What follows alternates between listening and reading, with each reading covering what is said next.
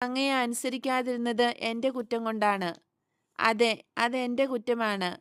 ഒരു നിമിഷം പോലും അവിടെ നിൽക്കാൻ എനിക്ക് സാധിക്കയില്ല. അവരെല്ലാം എനിക്കെതിരാണ്. എന്തിന്? അങ്ങയെ സ്നേഹിക്കുന്നതിൽ എന്തെങ്കിലും തെറ്റുണ്ടോ? അങ്ങയോട് സ്നേഹം കാണിക്കുന്നത് കുറ്റമാണോ? ഇതുവരെ ഞാൻ പിറകോട്ട് നിന്നത് ഞാൻ ചെയ്യുന്നത് തെറ്റായിരിക്കുമോ എന്ന ചിന്ത നിമിത്തമാണ്. എന്നാൽ എനിക്കിപ്പോൾ അറിയാം, സ്വന്തം പിതാവ് പോലും ദൈവത്തേക്കാൾ ഉപരിയാകരുത് എന്ന് അങ്ങ് പറഞ്ഞല്ലോ. അവിടുത്തെ സാഹചര്യങ്ങളോടൊത്തു പോകാൻ എനിക്ക് കഴിയുകയില്ല.